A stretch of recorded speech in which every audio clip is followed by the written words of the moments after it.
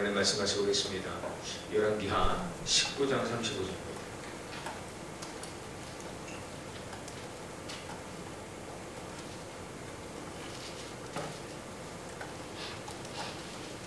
열왕기하 19장 35절입니다. 구약성경 597장.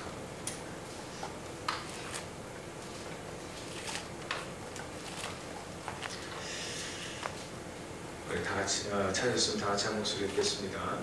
이 밤에 여호와의 사자가 나와서 아수르 진영에서 군사 18만 5천 명을 치고 아침에 일찍 일어나 보니 다 손당이 되었더라. 아멘. 오늘 제목이 나라를 위한 기도입니다. 기도하면 무슨 일이 벌어지느냐, 우리가 그동안 많은 그 말씀을 통해서 확인하고 또 응답도 받고 합니다. 기도하면 응답 받습니다. 기도하면 응답 받습니다. 네, 우리가 안 믿어서 그렇죠. 정말 성경에서는 많은 부분에서 기도할 때 어떤 일이 일어나는지 우리에게 분명히 약속하고 있습니다. 우리가 아마 조금 더 의심하지 않고 하나님께서 말씀하신 것처럼 조금 더 의심하지 않고 내가 기도한 그대로 하나님의 약속을 붙잡고 그 약속은 반드시 성취될 하나님의 약속과 언약이지 않습니까? 그것을 붙잡고 반드시 성취될 것을 믿고 기도한다면 아마 어마어마한 역사가 일어날 것입니다. 그런데 많은 사람들이 기도를 하지만 분명한 언약, 반드시 이루어질 시간표를 붙잡고 기도하면서도 사실은 좀 믿음을 하면서도 안 믿는 것이 사실 많아요.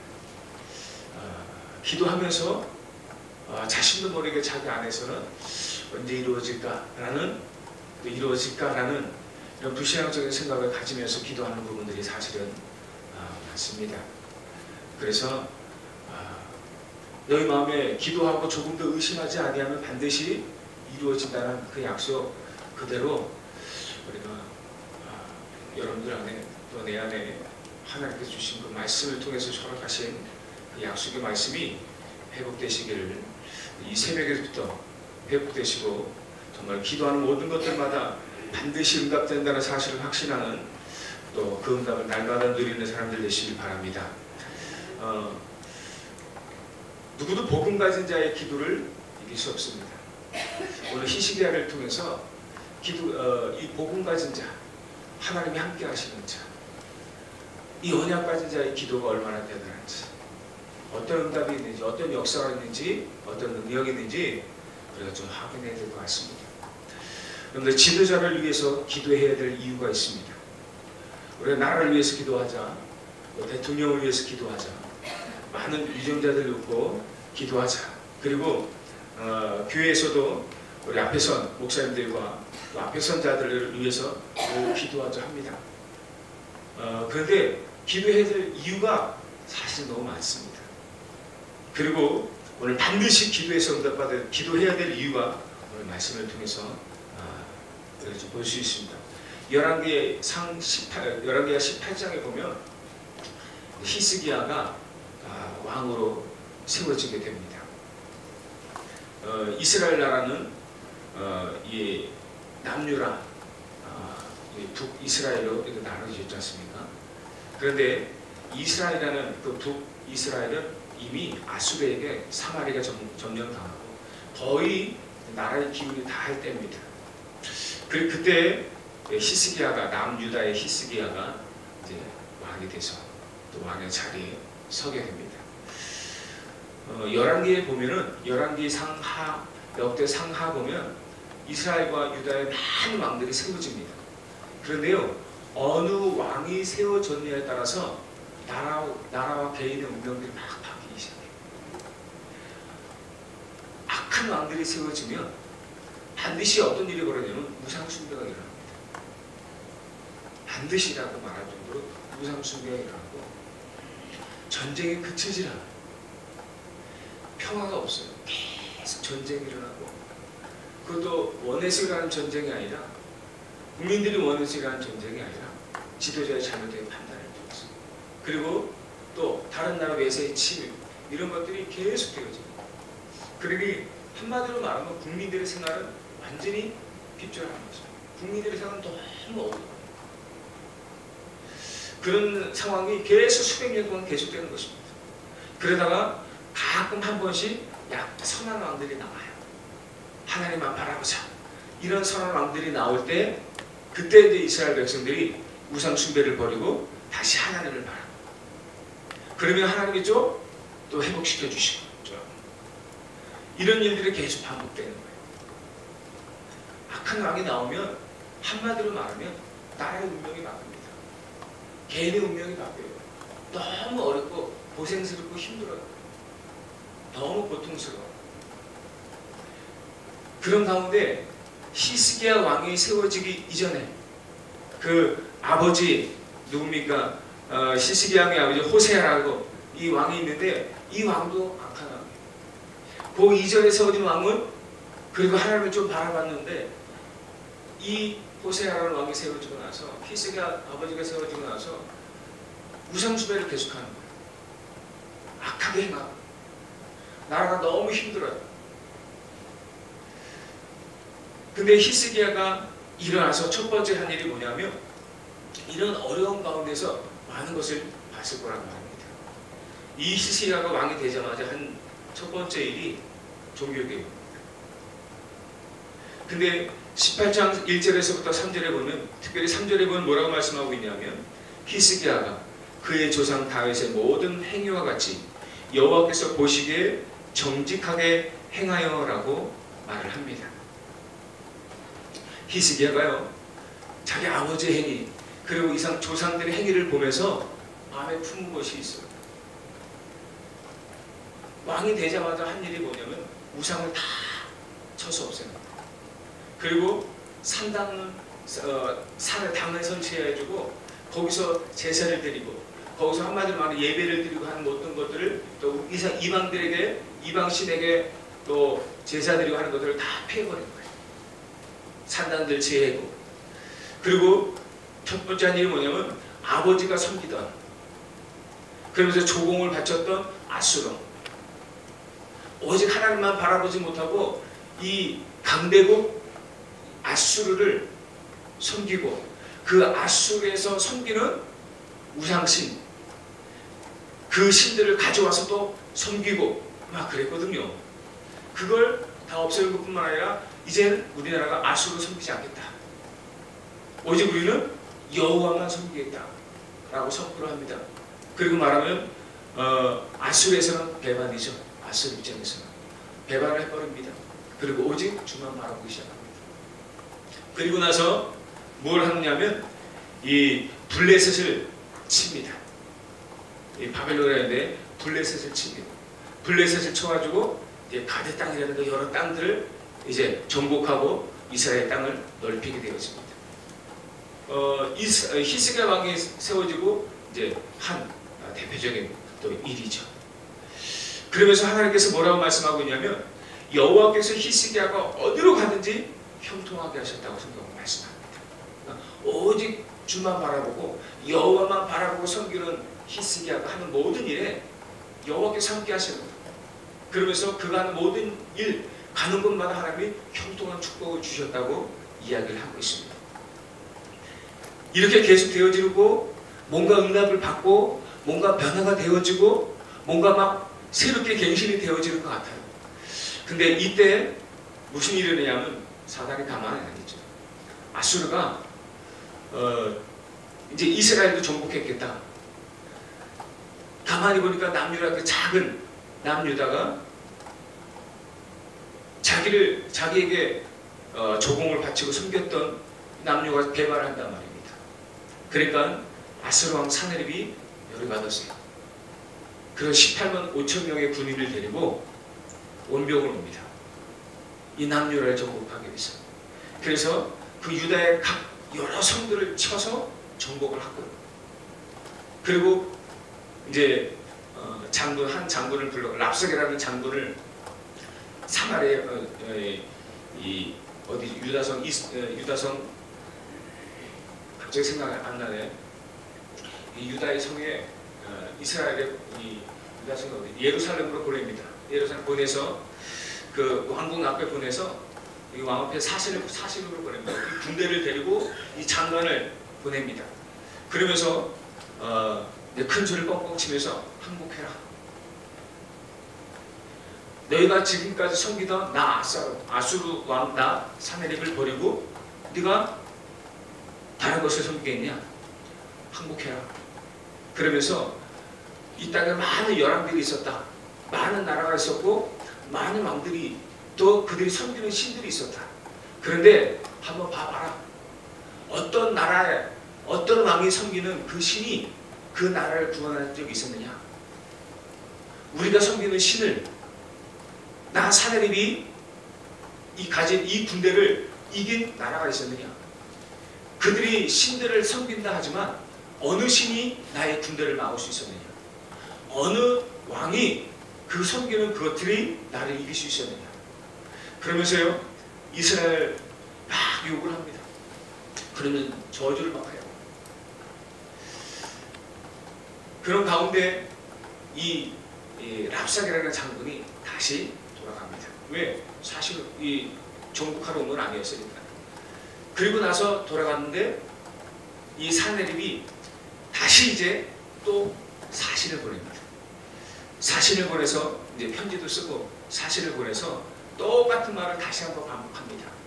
그러면서 여호와를 막 모욕을 합니다.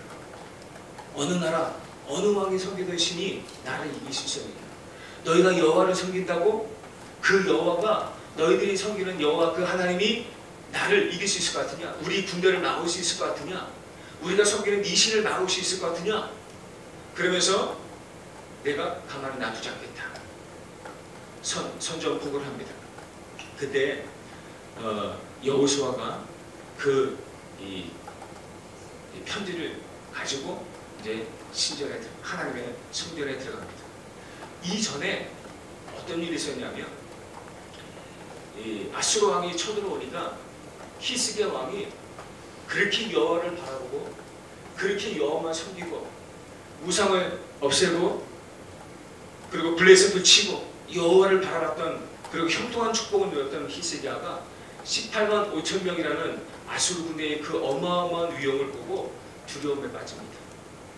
두려움에 빠져서 첫 번째 한 일이 뭐냐면 화해를 합니다. 화해를 요청합니다. 이 신하들을 보내가지고 우리가 잘못했다. 내가 잘못했다. 용서해라. 그리고 다시 좀 돌아가 달라. 아수르가 절대로 사네립이 돌아가지 않습니다. 그러니까 이제는 뭐 하냐면 왕궁에 있는 왕궁 곳간에 있는 모든 은금을 다 끄집어내가지고 사내들이 갖다 줍니다. 그리고 나서 그것도 부족해서 어디입니까? 신전 하나님의 성전에 있는 모든 은금까지도 그리고 그것도 부족해서 문에 달려있는 문에 이 바른 금도 다 끼고 기둥에 입힌 금도 다 띄워가지고 갖다 줍니다. 그런데도 흡족하지 않아요. 그래서 이제는 누구에게 원병을 요청하느냐? 애굽이라는 나라에 원병을 요청합니다. 여러분 애굽이라는 나라 아시죠? 애굽이 어떤 나라냐? 400년 동안 그 현장에서 노예 생활했지 않습니까? 완전 우상 숭배는 하는 나라입니다. 그 애굽의 원병을 요청해요. 그러니까 아수르 왕이 우습게 여기는 거예요. 야, 갈대 같은 애굽을 의지하느냐? 우습지도 않다. 그러면서요, 아수르 왕이 아주 가섭게 여기면서요, 이스라엘 나라에 쳐들어갑니다. 그러니까 이 방법도 안 되고 저 방법도 안 되고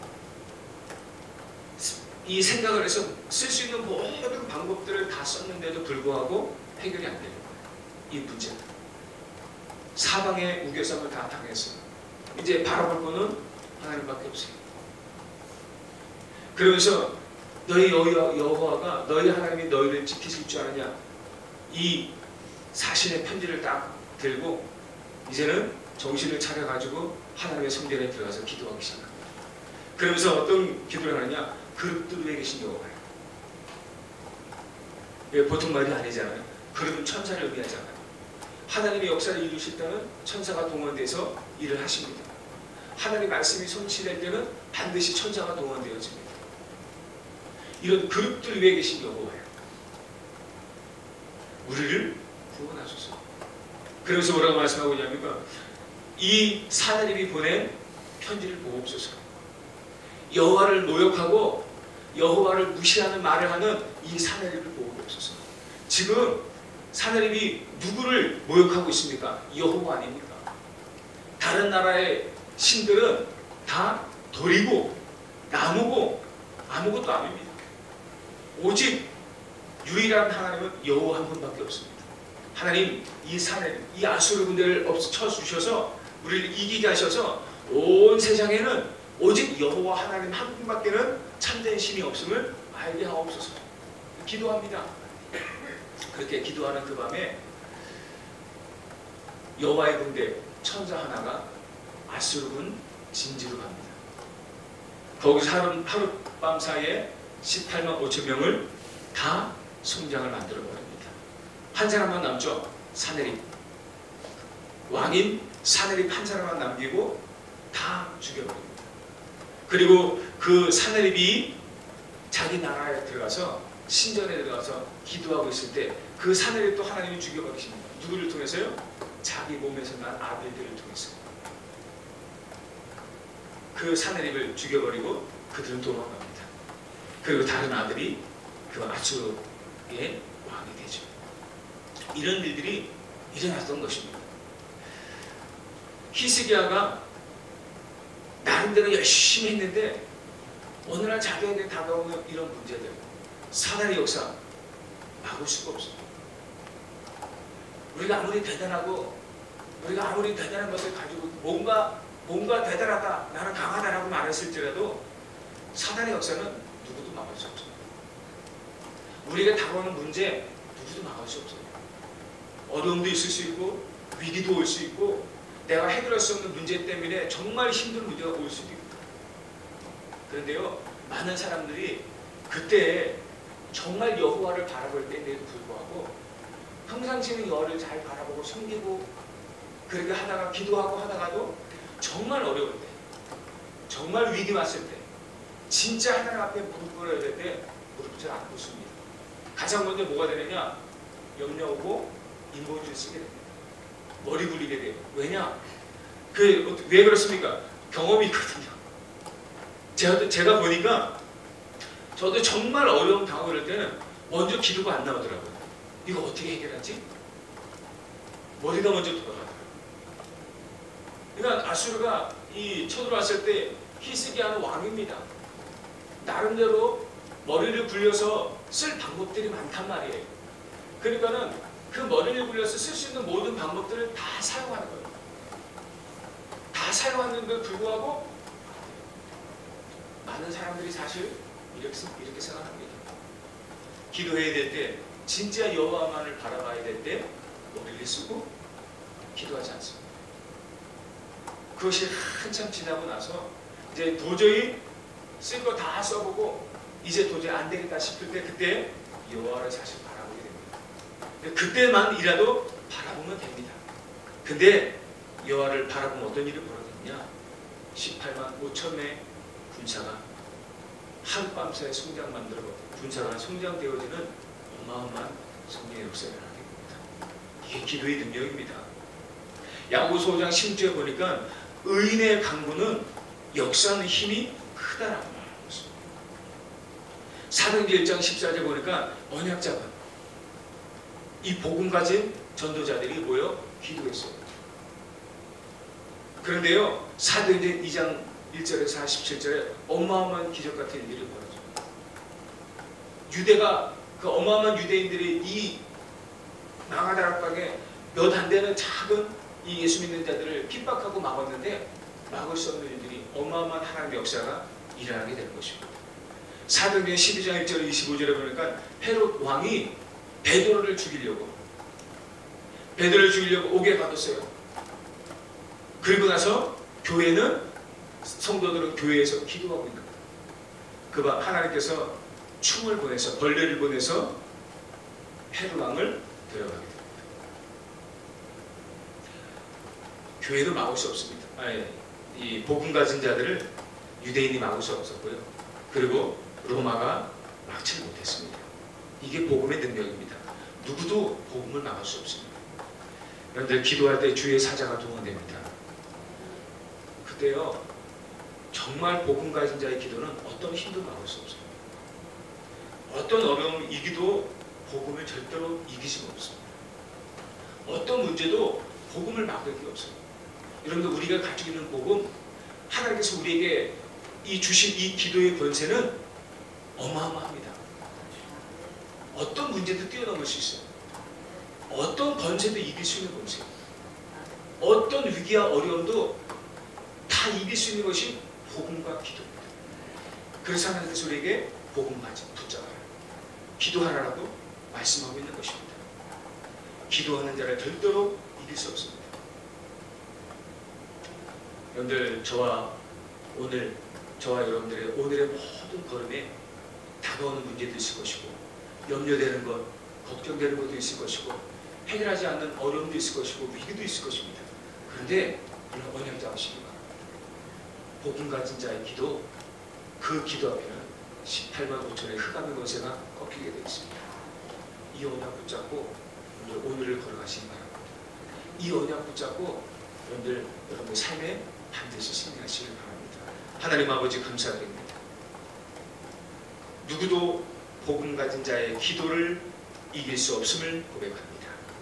하나님, 어떤 문제도, 어떤 위기도, 어떤 어려움도 복음을 이길 수 없습니다. 우리 모든 전도자들의 이 복음 가지고 기도하는 모든 전도자들의 오늘의 모든 걸음에 18만 5천의 흑암이 무너지는 응답의 역사가 일어나게 하여 주옵소서. 감사드리며 예수 그리스도 이름으로 기도하옵나이다. 아멘. 네, 오늘 복음 선고 우리 계속 하고 있습니다. 마태복음 16장 17절 19절 우리 같이 한번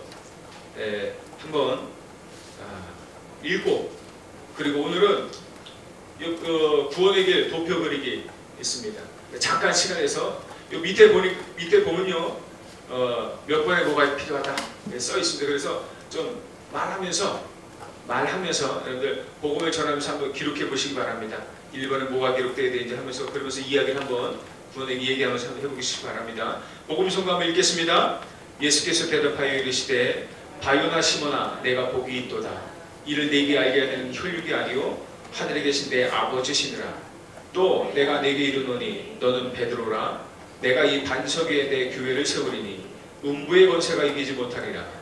내가 천국 열쇠를 네게 주리니 내가 땅에서 무엇이든지 매면 하늘에서도 매일 것이요 내가 땅에서 무엇이든지 풀면 하늘에서도 풀리리라 하시고, 아멘. 자, 이제 구원의 길 도표를 한번 그려보시기 바랍니다.